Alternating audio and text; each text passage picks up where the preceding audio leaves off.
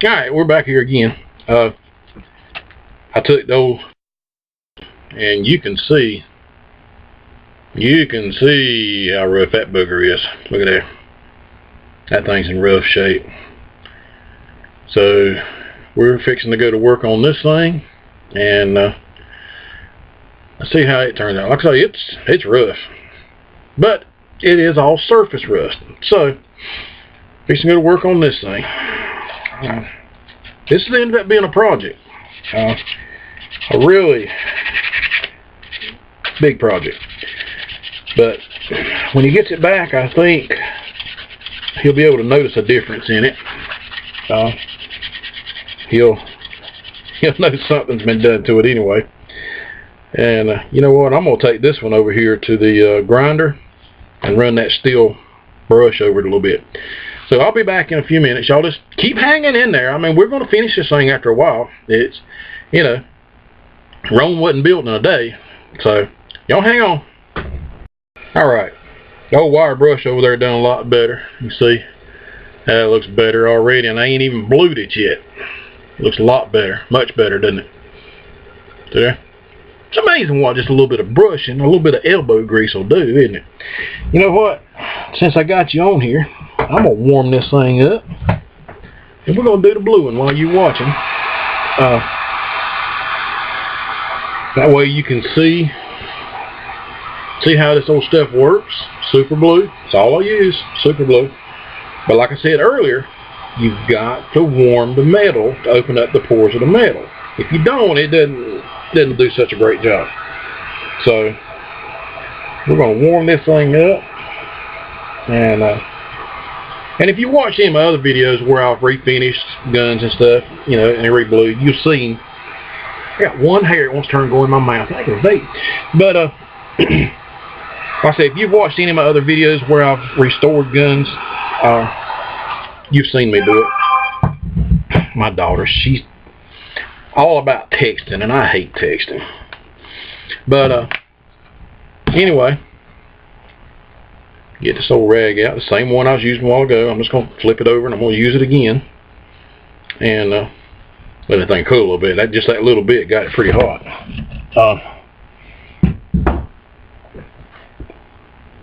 I think we can work with it. Alright, let me get me a little bit of juice on here. Alright, now I want you to see what this is going to do. Look at her. Look at her. Turn this thing around where I can see it. We're going to get this blue on there real good. Oh, that's going to be pretty. He's going to like this. This is going to blue right back up. It's going to be nice.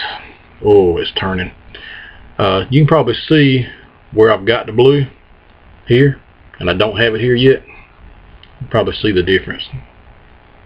Alright. Let me get a little more blue on here. And before this thing gets cold, look at there. Look at it. See how it turned? Look at that.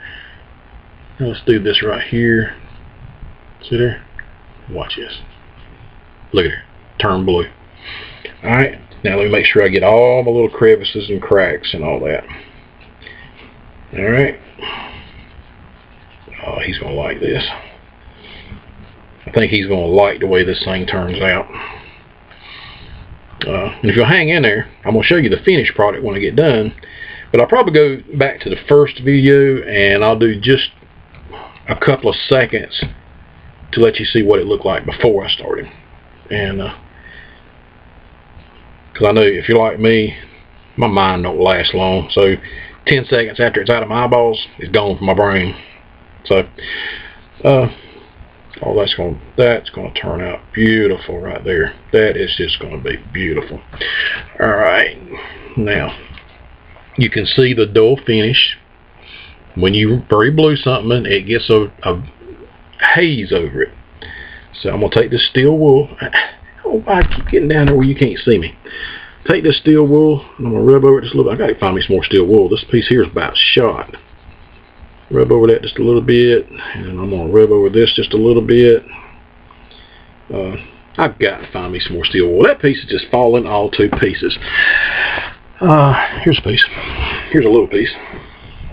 Yeah, it ain't so wore out. Alright, scrape over that. We're going to scrape over this a little bit, or rub over it a little bit. I shouldn't say scrape. Rub over it a little bit. Rub over this piece right here a little bit. And we'll flip this thing over. This is inside the trigger guard. Do that a little bit. Look at that. Now tell me that didn't just turn out beautiful compared to what it was. Look at that. That trigger piece just turned out beautiful. Alright. I'm probably going to do this process. You know what? I was going to say I'm going to do this process one more time on this piece, but I don't think I will. That actually looks pretty good. Put a little bit of oil on here. Because once you put the oil on it, you can tell what it's going to look like. If you don't like it, then when you heat it, it pretty much burns the oil back out of it. Let's see what we got going on here. Oh, yeah, I'm not doing nothing else to that. That is just plumb beautiful. That is plumb beautiful. Remember what I was saying earlier? Find you a firearm that looks like crap. Make sure the barrel's good. Make sure your mechanicals are alright. Don't be scared to refinish something. Look at that. Look at that. That is just plumb beautiful. That's going to look good when I get back on there. Man, that's going to look nice. Alright. Yeah, don't be scared to try to refinish something.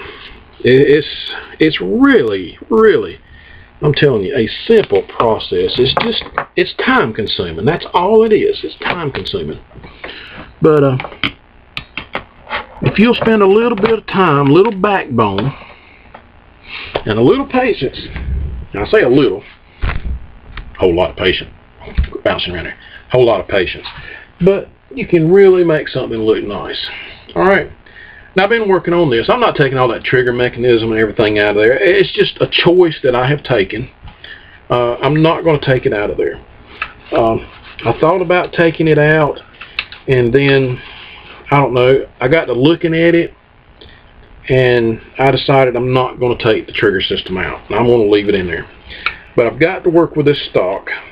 This stock definitely needs some help. So I'm going to work on the stock. And I'm just going to work around this stuff. The one thing, I don't know how the trigger mechanism works, and if I take it apart, I don't know that I could find anything on YouTube to tell me how to put it back together.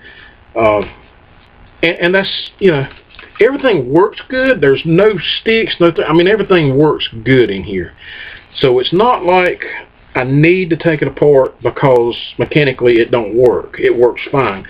I don't feel any grit. I don't feel anything down in there that would make me think that I have to take the trigger system out.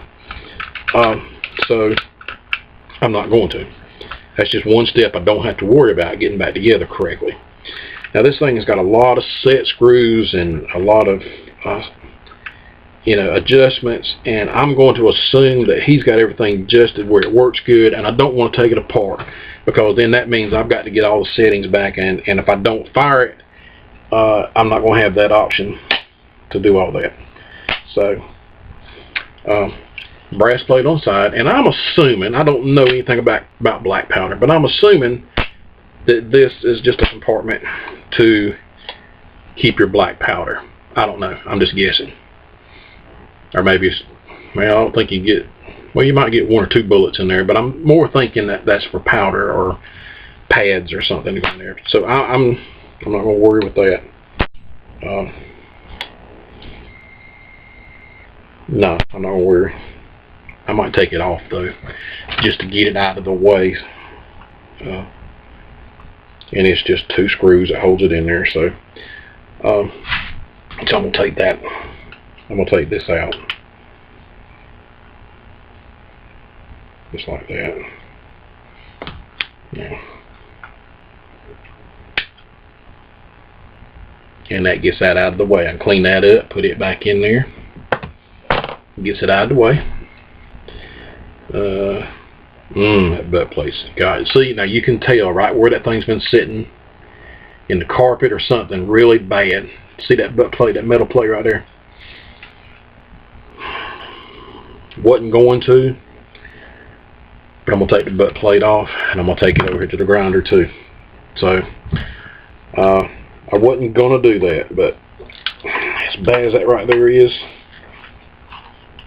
I think I really need to. So, I'm going to take this out.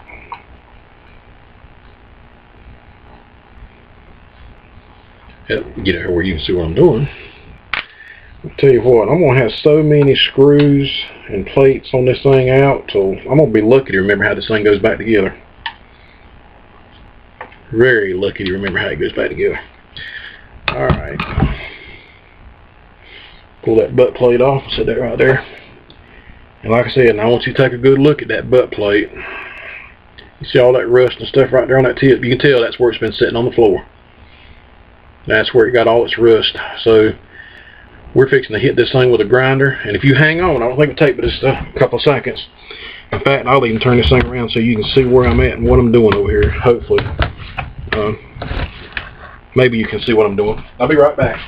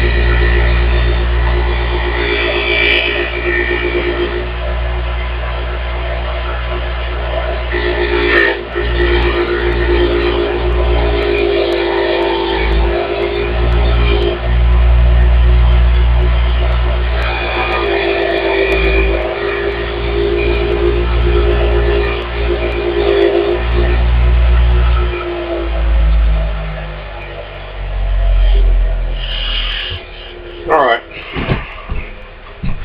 Didn't take but a second. But I want you to see how pitted that is. See, that's why you do not leave a firearm standing in a corner in a closet for long periods of time. Wherever it comes in contact with carpet or anything that can draw moisture, it's going to really eat it up. Look at that. That's a shame. That is really a shame right there. But there's really not anything I can do about it. I did clean it up, got the rust out of it. But other than that, it's just pretty much something we're going to have to live with. So, I'm going to re-blue this, and I know this video's already gone longer than it should have, because you guys probably already bored with it, but I'm going to go ahead and re-blue this one right quick, and we're going to get a quick look at what it's going to actually look like when it's done.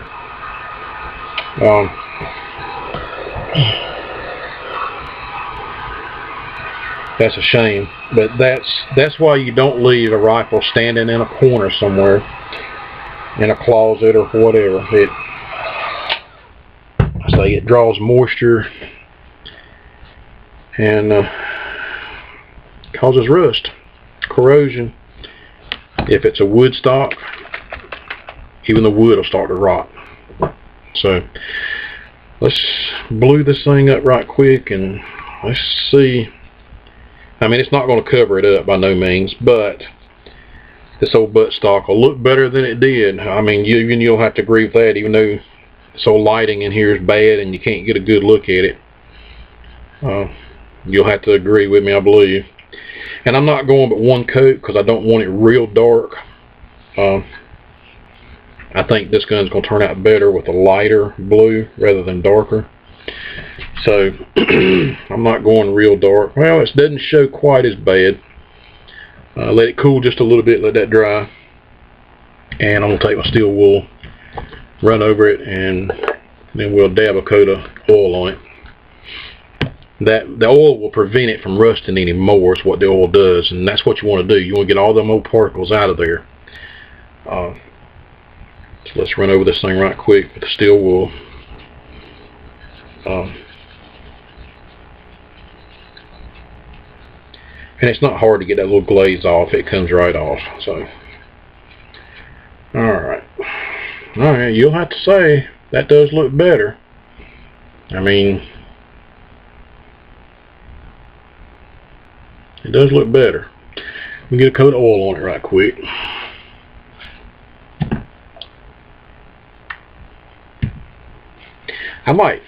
Most time I like to try to get a coat of oil on it while it's still warm too. That way I know that oil is getting down into the pores of the metal. Plus it helps to set the color. It draws the color on out.